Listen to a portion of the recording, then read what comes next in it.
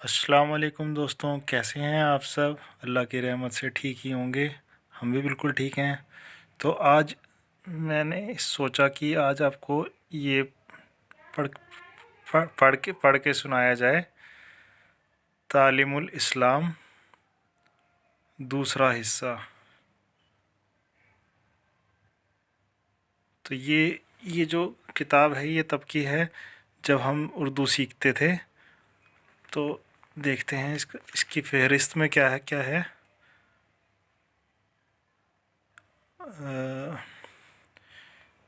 پہلا شعبہ میں ہے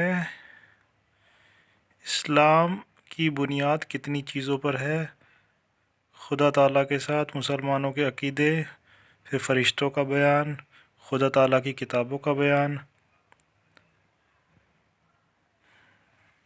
پیغمبروں کا بیان، قیامت کا بیان، تقدیر کا بیان، مرنے کے بعد زندہ ہونے کا بیان۔ تو جو یہ کتاب تھی یہ میری چھوٹی بہن کی تھی، لکھا ہے شبنم بن علی حسین۔ تو تعلیم الاسلام حصہ 2 کا پہلا شعبہ، تعلیم الایمان یا اسلامی عقائد۔ بسم اللہ الرحمن الرحیم۔ شروع کرتا ہوں اللہ کے نام سے جو بہت مہربان نہایت رحم کرنے والا ہے۔ تو پہلا اس میں جو چیزیں ہیں یہ سوال جواب کے حساب سے دی گئی ہیں۔ تو مطلب ہم لوگوں کے کتنے کوشچنس ہوتے ہیں اور ان کا سولوشن کیا ہے، اور یہ چیزیں ہمیں پتہ ہونی چاہیے کہ کس کے بارے میں ہمارا کیا ہونا چاہیے، کس طریقے سے ڈیل کرنی چاہیے۔ تو پہلا سوال ہے، اسلام کی بنیاد کتنی چیزوں پر ہیں؟ جواب، اسلام کی بنیاد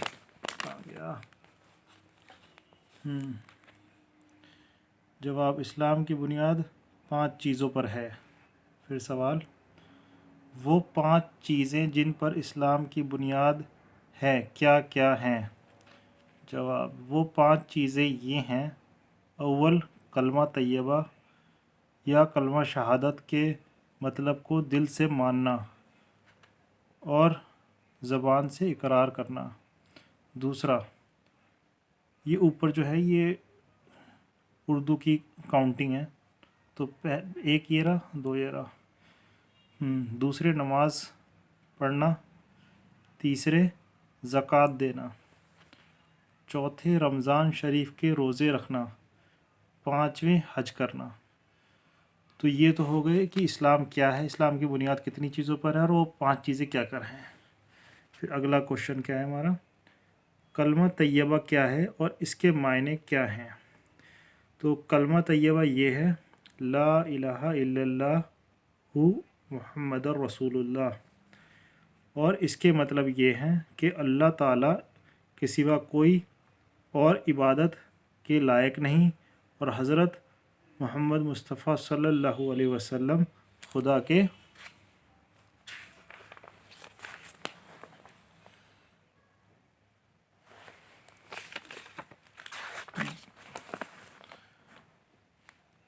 کے بھیجے ہوئے رسول ہیں۔ اگلا سوال کیا ہے ہمارا،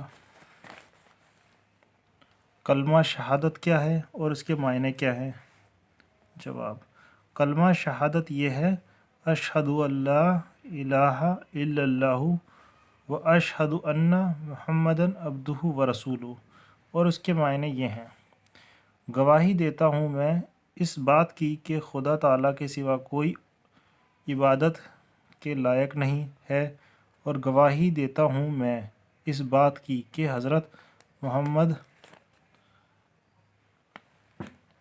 سلم خدا تعالیٰ کے بندے اور رسول ہیں۔ پھر کیا بغیر معنی اور مطلب سمجھے ہوئے صرف زبان سے کلمہ پڑھ لینے سے آدمی مسلمان ہو جاتا ہے؟ جواب، نہیں، بلکہ معنی سمجھ کر دل سے یقین کرنا اور زبان سے اقرار کرنا ضروری ہے۔ یعنی کہ ہم بس بات ایسی بس پڑھ لیں اور ہمارے دل میں اس کو کوئی بھی جذبہ نہ ہو، دل سے مانا ہی نہیں ہم نے، پھر سوال دیکھو کیا ہے، دل سے یقین اور زبان سے اقرار کرنے کو کیا کہتے ہیں؟ جواب، ایمان لانا کہتے ہیں۔ پھر گونگا آدمی زبان سے اقرار نہیں کر سکتا تو اس کا ایمان لانا کیسے معلوم ہوگا؟ اس کے لیے قدرتی مجبوری کی وجہ سے اشارہ کر دینا کافی سمجھا جائے گا، یعنی وہ اشارے سے یہ ظاہر کر دے کہ خدا تعالیٰ ایک ہے اور حضرت محمد صلی اللہ علیہ وسلم خدا تعالیٰ کے پیغمبر ہیں۔ مسلمانوں کو کتنی چیزوں پر ایمان لانا ضروری ہے؟ 7 چیزوں پر، جن کا ذکر اس ایمان مفصل میں ہے۔ آمنت باللہ و ملائکتہ و کتبہ و رسولہ والیوم الآخر والقدر خیرہ و شرہ من اللہ تعالی والبعث بعد الموت۔ اس کے معنی یہ ہیں، ایمان لایا میں اللہ تعالیٰ پر اور اس کے فرشتوں پر اور اس کی کتابوں پر اور اس کے رسولوں پیغمبروں پر اور قیامت کے دن پر اور اس بات پر کہ دنیا میں جو کچھ اچھا یا برا ہوتا ہے سب تقدیر سے ہوتا ہے، اور اس بات پر کہ مرنے کے بعد پھر زندہ ہونا ہے۔ اچھا، اب آگے دوسرا ٹاپک ہو گیا سٹارٹ، خدا تعالیٰ کے ساتھ مسلمانوں کے عقیدے۔ سوال، خدا تعالیٰ کے ساتھ مسلمانوں کو کیا عقیدے رکھنے چاہیے؟ جواب، نمبر 1، خدا تعالیٰ ایک ہے۔ نمبر 2، خدا تعالیٰ ہی عبادت اور بندگی کے لائق ہے اور اس کے سوا کوئی بندگی کے لائق نہیں۔ نمبر 3، اس کا کوئی شریک نہیں۔ نمبر 4، وہ ہر بات کو جانتا ہے، کوئی چیز اس سے پوشیدہ نہیں۔ نمبر 5، وہ بڑی طاقت اور قدرت والا ہے۔